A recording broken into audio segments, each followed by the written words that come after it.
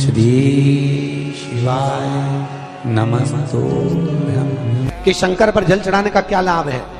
शिव महापुराण कहती है, अगर एक दिन शिव महापुराण की कथा कहती है, सोमवार के दिन भगवान को अगर लोटा भरकर शिव को समर्पित करा जाता है तो घर में तेज लक्ष्मी प्राप्त होती है। पूरी दुनिया में केवल एक बेलपत्र का वृक्ष कैसा होता है जिस वृक्ष के नीचे माता लक्ष्मी शाम के समय पर बुआरी लगाने के लिए जाती है, झाड़ू लगाने के लिए। बेलपत्री के पेड़ पे बेलपत्र का वृक्ष, जिसके यहाँ लक्ष्मी नहीं दिखती हो, पैसा घर में नहीं आता हो, बहुत चिंता लगी रहती हो, लक्ष्मी से जुड़ी हुई, व्यापार से जुड़ी हुई, पैसा आ ही नहीं दिया, बहुत मेहनत कर रहे हो। सोमवार की सोमवार 5 सोमवार बेलपत्री के पेड़ के नीचे एक घी का दिया लगाना चालू कर दीजिए। शाम के समय थोड़ी सी मिट्टी बेलपत्री के पेड़ के नीचे की उठाकर लिया, घर के अंदर लाकर इतनी सी मिट्टी लाकर पटक दीजिए। 5 सोमवार करके देखो, छठे सोमवार को करने की जरूरत नहीं पड़ेगी, व्यापार अपने आप बढ़ना चालू हो जाएगा। लक्ष्मी शाम के समय पर प्रतिदिन बेलपत्र के पेड़ के नीचे बुआरी लगाना। अगर तेरे घर में लक्ष्मी नहीं आ रही हो तो कमल गट्टे को पानी में डाल शिव जी को चढ़ा करा। कमल का फूल बाजार में मिल रहा हो, जब तक कमल का पुष्प बाजार में मिले तब तक एक कमल का पुष्प सोमवार की सोमवार शंकर को चढ़ाना चालू कर दे। सोमवार को नहीं चढ़ाए तो प्रदोष को चढ़ा, और शंकर की भक्ति कर। और कमल का फूल ना मिले तो कमल गट्टा पानी में डाल, उस पानी को शंकर पर चढ़ा और चढ़ा। क्योंकि शिव के चरणों में रहने के लिए माता ख्याति ने लक्ष्मी देना चाहिए, और लक्ष्मी जी को भगवान शंकर ने नारायण को दे दिया। अगर वही कमल के पुष्प पर लक्ष्मी का निवास होता है, इसलिए दीपावली पर कमल का फूल शिव जी को, भगवान माता लक्ष्मी को समर्पित होता है। कमल का पुष्प मेरे भगवान विष्णु ने शंकर भगवान को सावन के महीने में 108 दिए थे। वो पुष्प का फल इतना मिला कि भगवान विष्णु को सुदर्शन चक्र मिल गया था। सुदर्शन चक्र किसका था? भगवान शंकर का। वो चक्र भगवान विष्णु को दिया।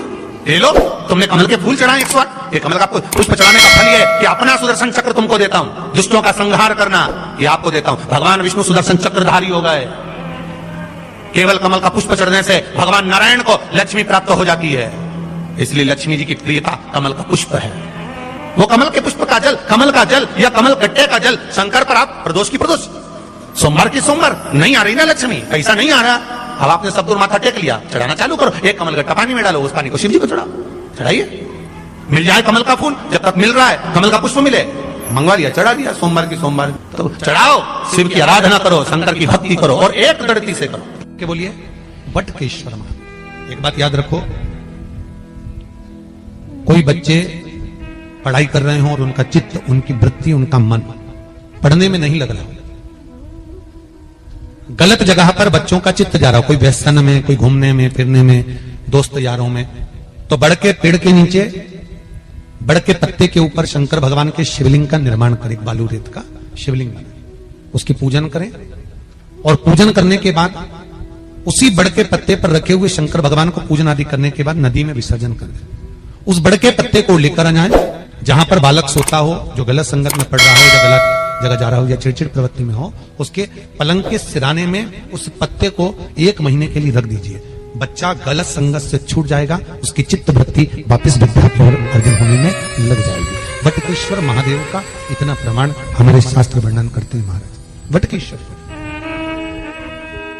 जिनका अदालत में कोई काम चल रहा हो, प्रशासनिक कोई कार्य और नहीं हो रहा हो, तो वटकेश्वर महादेव की पूजन बड़ के पेड़ के नीचे बालू रेत का शिवलिंग बनाए, बिना पत्ते पर, केवल भूमि पर, उसकी पूजन करें, दही चढ़ाएं, चढ़े हुए दही को घर में लेकर आए, शंकर भगवान का विसर्जन करने के बाद में चढ़े हुए दही को घर पर लेकर आए, उसका हाथ से एक रुमाल पर छापा लगा लें। अदालत में जब भी आप जाएं, प्रशासनिक कार्य के लिए कभी भी जाएं, उस रुमाल को जेब में रखकर लेकर जाएं, आपका कार्य सफल होगा। वटकेश्वर महादेव का इतना प्रभाव। वटकेश्वर महादेव का पूजन अर्चना स्मरण जीव को सुख प्रदान करे, भगवान शंकर को आनंद की अनुभूति करे।